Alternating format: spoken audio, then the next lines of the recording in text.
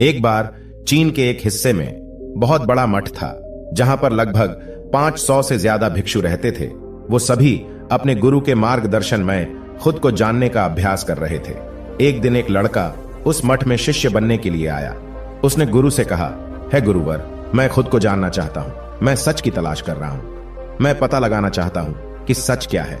गुरु ने उसकी ओर देखा और कहा कि अगर तुम सच जानना चाहते हो तो तुम्हें अपना पूरा जीवन दांव पर लगाना होगा। सच को जानने में तुम्हारा पूरा जीवन लग सकता है, फिर भी इस बात की गारंटी नहीं है कि तुम्हें इस जीवन काल में सच का पता लग जाए या नहीं। क्या तुम इसके लिए तैयार हो? शिष्य ने कहा, है गुरुदेव, मैं यहां पीछे मुड़ने के लिए नहीं आया हूं, मैं इसके लिए तैयार हूं। गुरु ने कहा, अगर ऐसा है तो तुम एक काम करो। इस मठ में 500 भिक्षु है, तुम उनके लिए चावल कूटने का काम करो। बस सुबह से शाम तक चावल कूटने का ही काम करो, और जब तुम थक जाओ तो सोने चले जाओ। फिर अगली सुबह उठकर चावल को कूटना शुरू कर दो। इसके अलावा कुछ और मत करना, किसी और चीज के बारे में मत सोचना। बस इस रास्ते पर चलते रहना और दोबारा मेरे पास मत आना। जरूरत पड़ने पर मैं खुद तुम्हारे पास आऊंगा। उस लड़के ने गुरु के आदेश का पालन करते हुए चावल कूटना शुरू कर दिया। उस मठ में 500 शिष्य थे। उन सभी को समय समय पर भोजन की आवश्यकता पड़ती थी, इसीलिए वह बहुत जल्दी उठ जाता था और रात को देर तक चावल कूटता रहता था। जब वह थक जाता तो उसी कमरे में सो जाता था जहां वो चावल कूटता था। वो किसी से बात नहीं करता था और न ही कोई उससे बात करने के लिए उसके पास आता था। कुछ महीनों तक चावल कूटते हुए उसके मन में पुराने विचार आते रहे, लेकिन उन विचारों को कोई नया विषय नहीं मिला, तो वह अपने आप ही मिट गए। धीरे धीरे उसके मन में विचार कम होने लगे। कुछ सालों के बाद वो अपना नाम तक ही भूल गया। वह हमेशा चुप रहता और विचारहीन अवस्था में बस चावल कूटता रहता था। उसने न तो कभी ध्यान किया था और न कभी शास्त्र पढ़ा था। मठ के बाकी शिष्य उसे मूर्ख समझते थे। ऐसा करते हुए 12 वर्ष बीत गए। फिर एक दिन गुरु ने घोषणा की, अब मेरा आखिरी समय आ रहा है और मुझे अपना उत्तराधिकारी चुनना है जो मेरे बाद मठ का मुखिया होगा। इसीलिए मेरा कोई भी शिष्य है जिससे लगता है कि वह आत्मनिर्भर हो गया है और उससे खुद को जान लिया है, तो वह रात को मेरे दरवाजे के पास आकर इस दीवार पर कुछ पंक्तियां लिखे जिसमें उसकी जिंदगी का सारा अनुभव समाया हो। कई शिष्यों ने ऐसा करने के बारे में सोचा, पर मठ के प्रमुख शिष्यों में से एक शिष्य ने वहां जाकर कुछ पंक्तियां लिखी। उसे बौद्ध धर्म और ग्रंथों का बहुत ज्ञान था।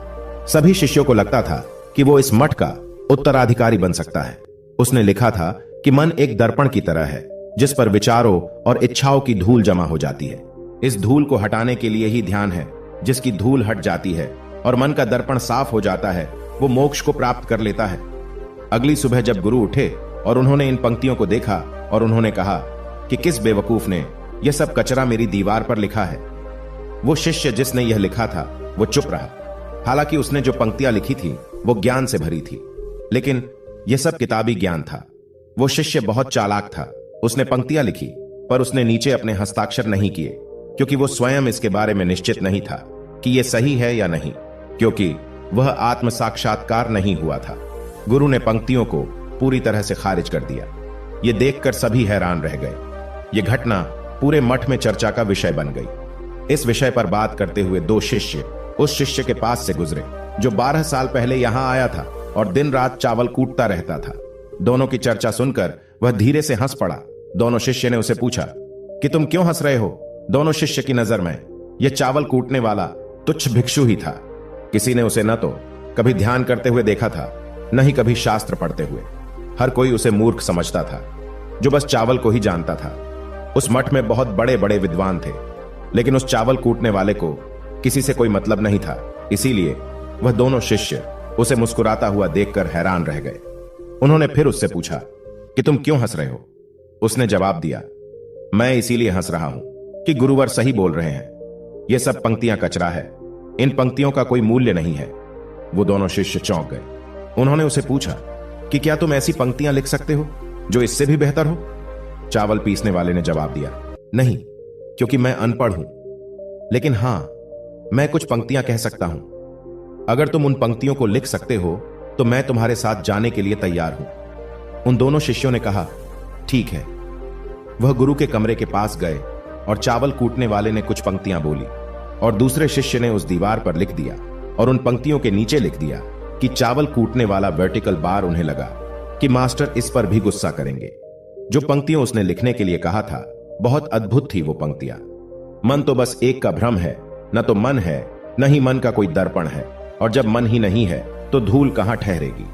जो ये जानता है वो सच को जान गया। जब गुरु ने ये पंक्तियां देखी तो वे आधी रात को उठे और चावल कूटने वाले के पास गए। वह सो रहा था। गुरु ने उसे जगाया और कहा कि ये लो मेरी छड़ी और मेरे वस्त्र ले लो, आज से तुम मेरे उत्तराधिकारी हो। लेकिन इस मठ को छोड़कर कहीं दूर चले जाओ, क्योंकि इस मठ में बहुत सारे विद्वान हैं जो खुद को तुमसे ज्यादा श्रेष्ठ मानते हैं और वो तुम्हें मार देंगे। वो इस बात को बर्दाश्त नहीं कर सकते कि एक साधारण सा चावल कूटने वाला उनसे ज्यादा विद्वान निकला। तुम्हें वह सारा ज्ञान हो गया है जो मुझे है। तुम्हें यह सारा ज्ञान चावल कूटते कूटते हुआ है, और मुझे पता है कि तुम जहां भी जाओगे लोग तुम्हारे पास आने लगेंगे, क्योंकि जब कोई फूल खिलता है तो उसकी महक हर तरफ फैलने लगती है। उसने अपने गुरु के पैर छुए और रात को ही वहां से चला गया। दोस्तों, अगर हम अपनी जिंदगी में देखें तो पाएंगे कि बहुत से लोग सोचते हैं कि ध्यान केवल एक ही जगह बैठकर आंखें बंद करके ही किया जा सकता है, लेकिन हकीकत में ऐसा नहीं है। ध्यान तो चलते चलते भी किया जा सकता है, अपना कुछ काम करते हुए भी ध्यान किया जा सकता है। असल में ध्यान का मतलब यह है कि आप जो भी काम कर रहे हैं उसे अपनी ईमानदारी से करें, कि आपको आपके शरीर का ख्याल भी ना रहे। बिल्कुल उस चावल पीसने वाले की तरह जो चावल कूटने में इतना मग्न हो गया कि उसको खुद का कोई ख्याल ही नहीं रहा। उसने चावल कूटते हुए ही आत्म साक्षात्कार प्राप्त कर लिया। हर समय वर्तमान में रहना और कुछ नहीं सोचना मन तब तक ही है जब तक विचार है। जब विचार ही नहीं रहेंगे तो मन भी गायब हो जाएगा। जब मन ही नहीं रहेगा तभी तुम अपने आप को अच्छे से जान पाओगे। असल में हमें अपने वास्तविक रूप को जानने के लिए कोई अन्य साधना करने की आवश्यकता नहीं है।